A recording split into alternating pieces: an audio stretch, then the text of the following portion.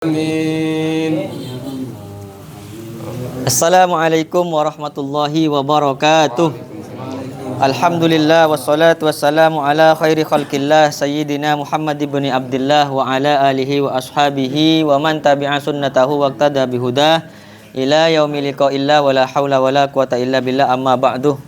Hadratal muhtaramin wal muhtaramat al-aizza, para hadirin, para jamaah majelis sholawat dan dzikir, alumni, wali santri dan simpatisan Pondok Pesantren Salafiyah Syafi'iyah Sukorejo Situbondo, wabil khusus kepada sahibul hajah, sahibul bait Mbak Nur Hidayati, tidak salah kan? Soalnya bulan kemarin nyebutnya salah itu. Beserta keluarganya mudah-mudahan senantiasa dalam lindungan Allah Subhanahu wa taala, mendapatkan berkah dan syafaat dari baginda Rasulullah Muhammad sallallahu alaihi wasallam. Himbauan kepada seluruh para jemaah agar supaya tidak bersuara terlebih dahulu karena tidak ada soundnya. Bismillahirrahmanirrahim, sebentar saja insyaallah. Wal maqalatu tasi'atu, adapun ini adalah maqalah yang ke-9, halaman 45, maqalah yang ke-9, bab ke-6. Qala Bazru Jamhara, berkata siapa Syekh Bazru Jamhara, sittu khisalin ta'dulu ay tusawi. Sittu khisalin, adapun 6 beberapa perkara, ta'dulu menyesuaikan atau menyelarasi. Apa 6 perkara? Ai artinya tusawi, menyelarasi apa 6 perkara, jami'ad dunya, kepada seluruh dunia. Ai artinya amti'ataha wa amwalaha, artinya amti'ataha kepada beberapa perhiasan-perhiasan dunia, wa amwalaha dan juga harta-harta di dunia.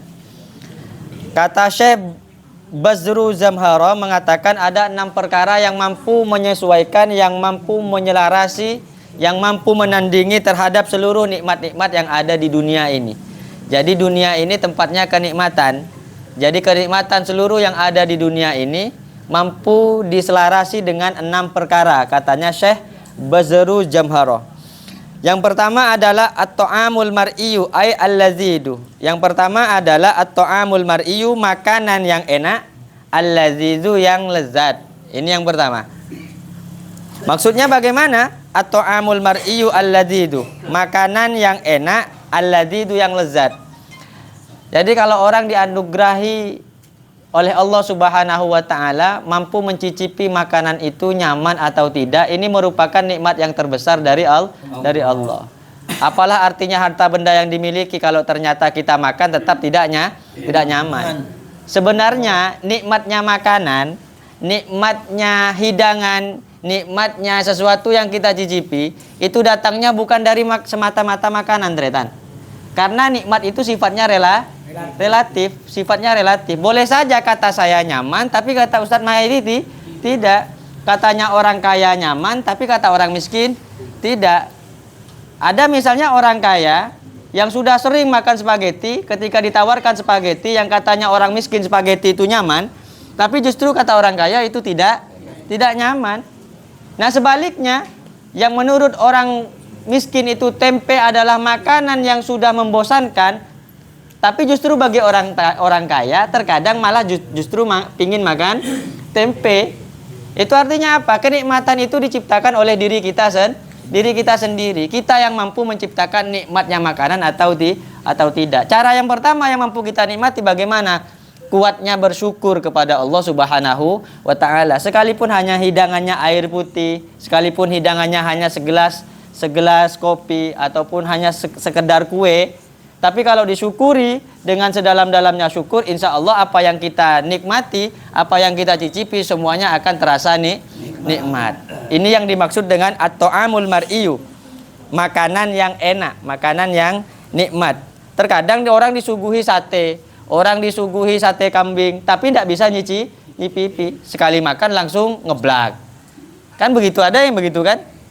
Ada yang dikasih sate kambing kurang. Nah, ini lain lagi ini. Lain lagi. Ini terlalu enak ini bagi dia kan? Terlalu enak. Jadi yang pertama ini makanan yang nikmat. Kemudian yang kedua, apa yang kedua? Kenikmatan yang diberikan oleh Allah Subhanahu wa taala yang mampu menyelarasi terhadap seluruh nikmat yang ada di dunia ini. Yang kedua katanya Syekh Bazar Jamhara mengatakan wal waladus soleh al-baru biwaladaihi. Wal waladus soleh adalah anak yang soleh, al-baru yang berbuat baik biwaladaihi terhadap kedua orang tuanya. Betapa banyak orang pingin punya anak, tapi ternyata tidak dikaruniai anak. Kemudian berdoa minta kepada Allah Subhanahu wa Ta'ala, datang kepada seseorang, datang kemana-mana. Sebagaimana ada kisah orang pingin punya jodoh. Kisah ini saya dapat dari kawan saya di depan ini. Orangnya sudah senyum-senyum ini kan. Dia tinggal minta royalti aja nanti itu. Dari kisah seperti ini. Jadi terkadang begini Tretan. Orang tidak punya anak. Kemudian atau orang yang tidak punya jodoh datang kemana-mana, datang ke Syekh Fulan, datang ke Kiai Fulan untuk minta doa. Padahal kita tahu bahwa katanya Allah Subhanahu wa Ta'ala, ud'uni astajib lakum. Niscaya kalau misalnya kita memohon kepada Allah Subhanahu wa Ta'ala, apa yang kita inginkan pasti akan mustajab, diijabah oleh Allah Subhanahu wa Ta'ala. Akan tetapi yang kurang dari kita itu apa? Sabarnya. Pingin punya anak tapi minta langsung hamil. Ini kan susah. Tapi butuh proses. Pingin punya jodoh tapi pinginnya langsung dapat. Ini juga nggak bisa. Artinya yang dibutuhkan adalah selain doa juga butuh kesabaran. Bagaimana kisahnya? Misalnya dari perjodohan itu kawan saya itu pernah cerita. Itu ceritanya panjang lebar. Tapi kalau kawan-kawan pingin tahu silakan datang ke rumah bawa rokok. Ceritanya sangat menarik, Bang. Ceritanya kalau mau dipersempit itu susah ini cerita ini. Susah sekali. Ceritanya panjang Ustaz. Sangat panjang tapi sangat menghibur. Itu sangat menginspirasi. Intinya apa? Tidak mudah putus asa, senantiasa tetap berdoa mohon kepada Allah Subhanahu wa Ta'ala. Dari sekian jodoh yang dia cari, orangnya ini ternyata orang kaya katanya beliau ini. Orangnya orang kaya. Orang punya harta Tretan. Kaya raya. Kalau misalnya kayak kawan saya orang tidak punya apa-apa, ini sih wajar kalau dia tak punya jodoh begitu kan, tak mau cewek-cewek mau. Ini orang kaya. Dia buat rumah yang rumahnya begitu besar ditempati oleh ibunya. Kemudian juga dia buat sebuah toko yang orang ini kehidupannya mengembara, datang ke satu orang kiai, pindah ke satu orang kiai yang lain. Kemudian ikut beberapa majelis atau ikut jamaah-jamaah di luar rumahnya sampai berbulan-bulan baru pulang. Artinya rumahnya itu tidak ditempati. Yang menempati adalah orang tuanya. Beliau ini keluar dalam rangka apa? Satu, mencari jodoh Tretan. Mencari jodoh, mencari pasangan. Ini mungkin Wadud bisa diamalkan ini. Faisal yang ditolak perempuan terus. Silakan, bisa diamalkan. Datang ke kiai, minta amalan jodoh agar supaya dimudahkan jodohnya. Dikasih sama kiai, dibaca. Datang ke kiai fulan dikasih dibaca. Semua Bang, sampai seluruh kiai yang ngasih amalan semuanya tidak ada yang tidak dibaca. Semuanya dibaca. Tapi anehnya jodoh itu tidak kunjung datang. Bahkan datang ke seorang kiai yang orang kiai ini punya santri, langsung minta langsung beliau ini ke santrinya, ke kiainya ini minta santri. Ketika datang, assalamualaikum kiai, waalaikumsalam warahmatullah. Ada apa mau ke sini? Saya mau mencari jodoh kiai. Akhirnya sama kiai dipilihkan. Ada 3 anak, disuruh keluar untuk ngasih kopi dan sak macamnya. Begitu kan ceritanya kan? Iya kata. Ya, dikasih kopi dan sak macam. Asli kawannya beliau ini, kawannya ini gitu kan. Tapi kayaknya beliau lah dulu itu. Kayaknya beliau cuma disamarkan inisialnya. Hingga akhirnya di antara yang 3 ini ada yang satu yang cocok. Kiai yang kayaknya yang pakai baju warna ini kiai cocok kiai. Oh iya. Anggaplah warna putih. Akhirnya kemudian sang kiai ini mendatangi seperempuan ini. Dia bilang, "Dok, kamu kira-kira gimana, Dok, kalau saya jodohkan dengan tamu tadi? Kalau memang kamu mau, Dok, nanti ya ndak harus jawab sekarang, kamu nanti tinggal kasih tahu kepada orang tuanya." Akhirnya ketika rembuk, alhamdulillah Bang, ini sepakat. Kemudian ketika orang ini mendatangi rumahnya untuk pertama kali dikasih cincin ini. Kalau salah nanti tinggal dikoreksi lah. Ya ada orangnya kan. Dikasih cincin, datang dikasih cincin. Berarti kan harus ada tempat apa? Ada balik lagi ke tempat yang laki-laki untuk ngasih cincin berikutnya kan. Maka ketika yang perempuan tadi mau balikkan cincinnya ini bang, artinya mau menerima lamaran laki-lakinya, ternyata nyampe ke rumahnya, padahal rumahnya ini kaya raya, ternyata diputuskan jodohnya di situ, artinya menggagalkan tunangan. Saking ruwetnya perjodohan ini. Tapi di akhir cerita endingnya dia cari jodoh kemana-mana, ternyata jodohnya malah diantar oleh Allah Subhanahu wa Ta'ala, malah jodohnya itu yang datang ke rumahnya. Ya kalau mau tanya ceritanya lebih singkat lagi ya susah saya mau jawabnya ini. Berseri. Tunggu part kedua. Nantilah saya carikan suasana yang lebih baik. Kayaknya suasananya tak enak. Ini teriak-teriak. Suasananya tak enak. Bingung jadinya. Ya udahlah. Intinya ngaji kitab lah, itu cerita cuma. Oke, lanjut. Jadi yang kedua adalah anak soleh yang senantiasa mendoakan kepada kedua orang tuanya. Sehingga ada nadoman yang mengatakan nikmal ilahi lil ibadi katsiratun, bahwa nikmat Allah Subhanahu wa Ta'ala yang diberikan kepada hambanya itu banyak. Akan tetapi wa ajalluhunna, nikmat yang paling besar diberikan oleh Allah Subhanahu wa Ta'ala nujabatul auladi, adalah memiliki anak-anak yang baik, memiliki anak yang soleh dan solehah. Ini yang kedua. Kemudian yang ketiga, wazzaujatus solihatu almuwafaqatu. Yang ketiga adalah istri yang solehah.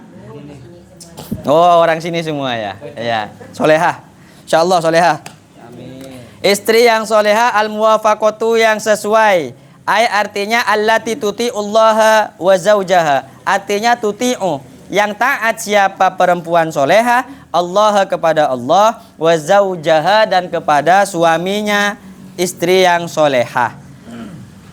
Jadi istri yang solehah ini yang dimaksud tuh bagaimana? Jadi istri yang solehah itu begini, bukan berarti ada ungkapan begini kan, laki-laki yang beruntung adalah laki-laki yang mendapatkan istri soleha. Berarti dia beruntung mendapatkan istri yang soleha. Tapi laki-laki yang beruntung dan laki-laki yang baik adalah laki-laki yang mendapatkan wanita biasa-biasa saja, tapi bisa menjadikan wanita tersebut menjadi soleha. Kalau cuma dapat wanita soleha itu kan biasa, hanya keberuntungan dia saja. Tapi bagaimana perempuan-perempuan nakal tadi ketika dinikahi oleh dirinya malah menjadi perempuan soleha. Betapa banyak perempuan-perempuan yang masih belum soleha. Kiranya kawan-kawan bisa nikahi satu persatu itu ya. Untuk mensolehahkan mereka semua. Iya, biar majelis ini semakin ramai. Enggak. Video dia tak kira tampil dia. Makan kok berani. Nanti betul enggak?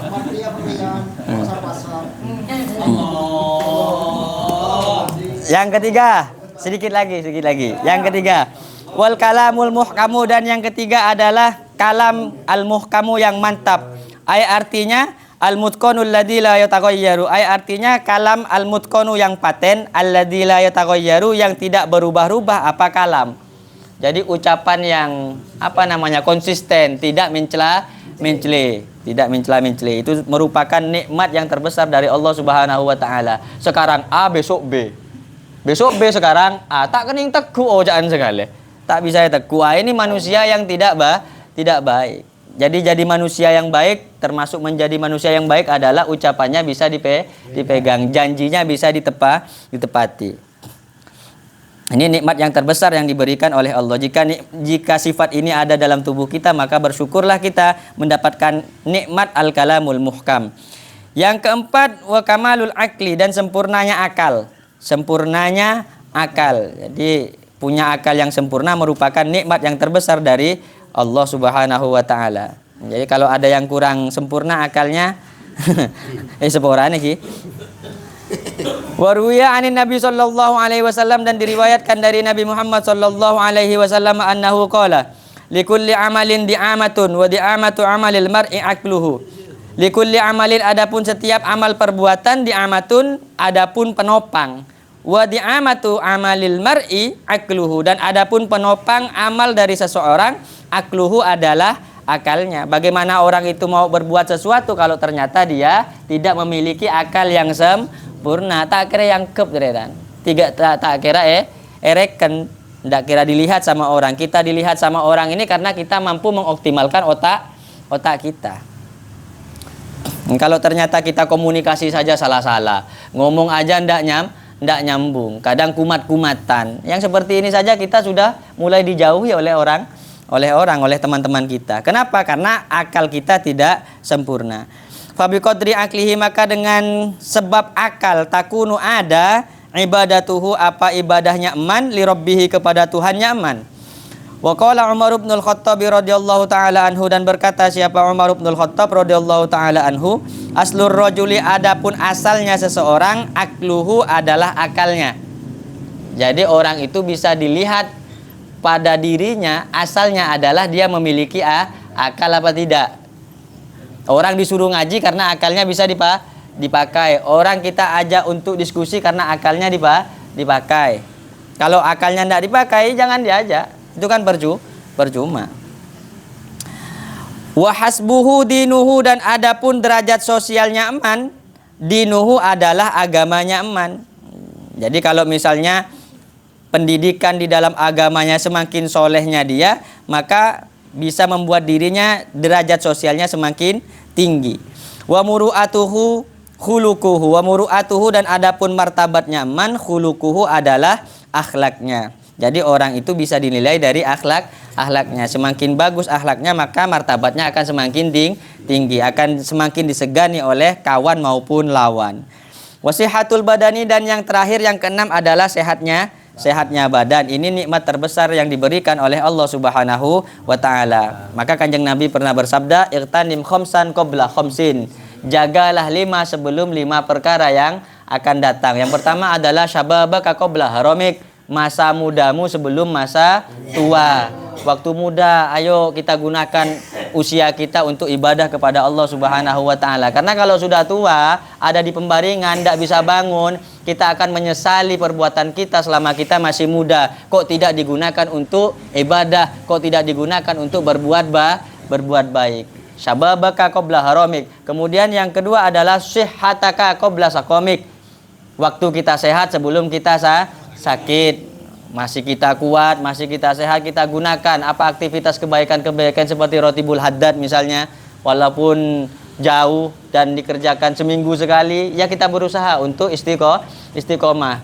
Karena kalau udah sakit kayak saya aja sebulan, ndak itu dah, ndak bisa kemana-mana. Ada tamu ke rumahnya ndak dilayani, kan begitu. Jangankan ndak bawa kue aja ndak ketemu, ndak mau ditemui, karena semuanya datang pun ndak ada yang bawa kue begitu. Terus yang ketiga, apa yang ketiga tadi? Wa faraghaka qabla syughlik, wa faraghaka qabla syughlik, dan waktu yang masih begitu luas sebelum waktu sibuk. Kemudian wa ghinaka qabla fakrik, kekayaan, waktu kamu kaya sebelum kamu miskin. Kalau kita lagi punya, misalnya lagi punya, kawan ndak punya, bagilah. Dikasih rokok 1 kan, bagi-bagi, kasih aja 5-5, itu mumpung lagi punya. Seandainya saya tidak nyampaikan hadis ini, tidak saya kasih tadi itu. Ini karena saya mau nyampaikan, saya malu karena saya mau menyampaikan, jadi bagilah begitu kira-kira kan. Kalau lagi punya bagi-bagi, maksudnya begitu. Dan yang terakhir adalah wahayataka qabla mautik, kehidupanmu sebelum matimu. Mungkin ini yang bisa disampaikan, mudah-mudahan ada keberkahan dan manfaatnya. Saya ucapkan mohon maaf. Hadana wa iyyakum ila siratikal mustaqim. Assalamualaikum warahmatullahi wabarakatuh. Waalaikumsalam.